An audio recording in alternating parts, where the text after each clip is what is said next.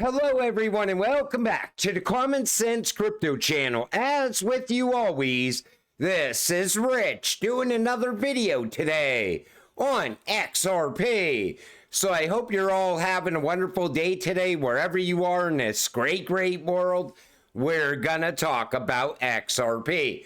And once again, this is the 1-day chart.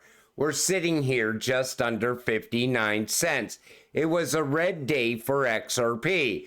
But now I see people acting like the sky is falling because we lost the 60-cent price point. But we literally dropped 1 penny below it. And you know, we are going to have alt season. I keep seeing people saying alt season is now canceled. No, it's not. It is still coming. And look at the DXY. It's sitting here at 100.86. But if you look at the 3-month, it looks like the DXY fell off of a cliff. And some people are even comparing it to 2008. Dollar index, it appears that history may be on the verge of repeating itself, only 10 times worse. And you see 2008 and 2024. Honestly, I think the DXY is just going to continue to fall. And that's going to bring about the rise for Bitcoin. We're going to start to see Bitcoin achieve a new all-time high as the DXY continues to fall. Then we will push into alt season. And it's going to be a very incredible time. You know, when you look at the price of XRP, it makes you wonder. So you see, Bitcoin is expensive and slow. Price equals 70K. Right now it's at like 63K. Ethereum is just a little faster but expensive. Price $3,700. XRP is fast, the only legal crypto, and cheap, and the price is still around 60 cents. It doesn't make sense in any way. And that's why I always said, you know, eventually XRP is going to show its true value. And when it does, it's going to be shocking to a lot of people. But most likely, this is what's been holding us back all along. Goldman Sachs and 2 other banks agreed to pay $20 million to settle a nearly decade-old antitrust lawsuit accusing them of conspiring to suppress platinum and palladium prices. And they helped suppress the price of XRP as well. We were tied up with the SEC for almost 4 years because the big banks had to slow Ripple down. Ripple was moving way too fast. Honestly, if that Ripple versus SEC case would have never happened, most likely we would already be looking at a 3-digit XRP. But they had to slow it down. The crypto market has never seen a 7-year-long bull pennant. XRP mega pump imminent. And you know, a lot of people are pointing this out. They've never seen this in crypto before. And that's how I know XRP is getting ready for an explosive move. I think we are going to take off and it's going to be absolutely epic. I mean, we are going to soar past $5 very quick. And a lot of people are expecting us to top out at $13. I think we're most likely going to hit that 2021 prediction of $27 plus. You guys, this is a holy shit moment. XRP used by Neum and JP Morgan. This comes from Chad Steingraber. And one thing I want to point out in this is right here. So you see SGD, fast, type of transfer, fast, instant, maximum SGD, 200K limit, SGD, ACH, T+1, unlimited. You know that RippleNet technology is being utilized by JP Morgan. And I think they're even going to be using XRP because it brings that on-demand liquidity that JP Morgan's looking for. Remember Basel III? How worried Jamie Dimon was about Basel III? This fixes that. And we knew JP Morgan had ties to Ripple all along. The banks that have switched to NEOM, Banking Circle, Barclays, InPay, DBS Bank, JP Morgan, Metropolitan Commercial Bank, more coming online.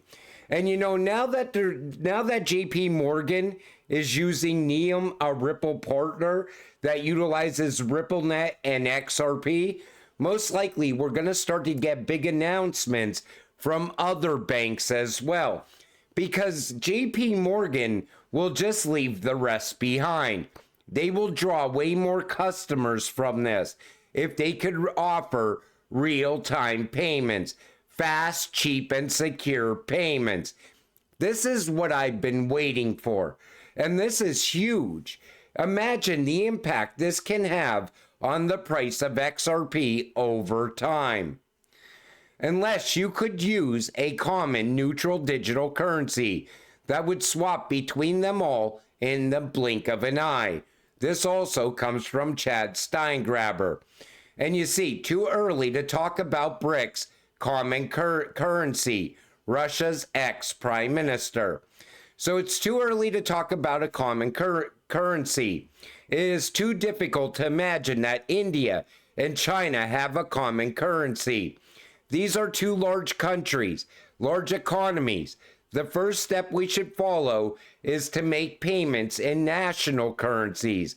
It is necessary to ensure smooth operation of the Eurasian Bank and the BRICS Bank and execute transactions there, he noted.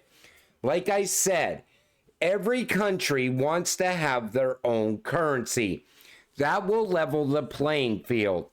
They don't want another world's reserve currency. Once the US dollar is no longer the world's reserve currency, no one's going to rush to replace that because nobody wants that anymore. They want that level playing field. But how do you achieve that? You still need a trust layer in between China and India. And that trust layer will be XRP. You know, everything that you see, that you read, it all points towards XRP. SWIFT beats Ripple in only two categories: network reach and compliance. Once Ripple and the crypto space gain regulatory clarity in the United States, SWIFT will be 100% inferior to Ripple, as the reach of Ripple's network will increase significantly. So you see how Ripple is way better than SWIFT, except for network reach and compliance. Network reach. SWIFT's network reach is one of its most significant advantages, with over 11,000 financial institutions connected across over 200 countries. SWIFT is the most widely adopted cross-border payment system in the world. This extensive network ensures that almost any bank can send or receive payments through SWIFT. However, RippleNet, while growing, has a smaller network compared to SWIFT. However, Ripple has made significant strides in expanding its reach in regions where faster and cheaper payments are in high demand. As of 2023, RippleNet has partnered with over 300 financial institutions, including major banks and payment providers. Now that is Ripple. Now imagine the partners of Ripple. They're also out there putting rails in place all around the world as well. And now we're starting to see countries push away from SWIFT, giving Ripple the upper hand, even in network reach. It's just a matter of time. Compliance. SWIFT operates within a well-established regulatory framework with decades of experience navigating international banking laws. This regulatory certainty provides comfort to banks and financial institutions that are using the network. Ripple, its use of XRP has faced regulatory challenges. In the US, Ripple has been involved in a high-profile lawsuit with the SEC, which claims that XRP is an unregistered security. But now, thanks to that judge's ruling, we know XRP is not a security. While Ripple has defended its position, the outcome of this legal battle could have significant implications for its adoption in the future. So you see, this article was written before we got clarity for XRP. What are we waiting on now? Crypto regulations. Once we got that, that's it for Swift. Ripple will continue to take more and more business away from Swift year over year. There's your $589 XRP. Because I think we will hit 3 digits very fast. BRICS could get us to 3 digits. But then look beyond that as Ripple continues to be utilized all around the world. Another bank leaves Swift, decides to start utilizing RippleNet and XRP. Next bank down the road, because they're being left behind and they're losing customers to the bank up the street, all of a sudden they're now using RippleNet and XRP. Price keeps going higher all along the way. Now this is probably going to piss some of you off. You got to hear this video though. XRP holders are worse than Kamala voters. Yeah, so honestly, I think the only worst thing in this world than a Kamala voter is an XRP fan. Now, these people are max level goons, and I mean max level goons. Like, this is probably the best representation of someone that owns XRP. But bro, the banks are gonna adopt it soon, and it's gonna go to $10, bro. I promise. Just put the Ripple in the bag, bro. Like, lock in. So I guess we're next level goons. And you know, it's laughable at this point that people still think the banks aren't going to utilize XRP and RippleNet. You know, for 2 years, I pointed out all the growth around Ripple. They even pivoted along the way.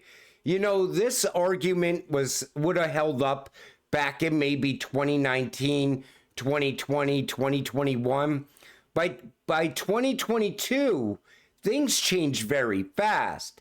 You know, all of a sudden, we started seeing Ripple grow all around the world while they were still tied up with the SEC.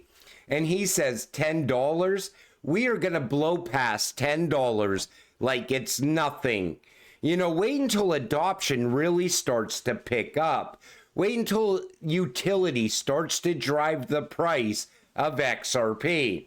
That's going to be a massive game changer, because all of a sudden the hate for XRP will be gone.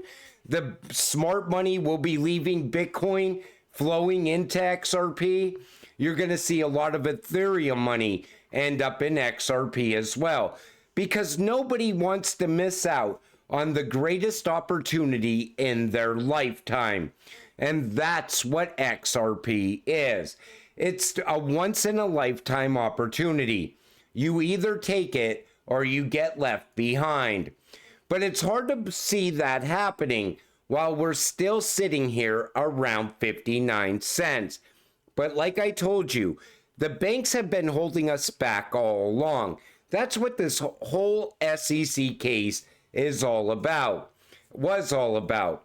And you know, beyond that, you got to look at where Ripple's going to be a year from now, where XRP is going to be a year from now. ISO is going to be live. On top of that, Ripple most likely will IPO. I expect that to bring value to XRP also. But then you look at all these other countries and you look at the way they're shifting away from the US dollar. It's too hard to ignore, because Ripple already put the rails in place along the way. You know, when people talk about XRP and the price of XRP, when you're pointing out, okay, well, here's another tie for you to see with RippleNet and XRP, they always reflect on the price. You know why?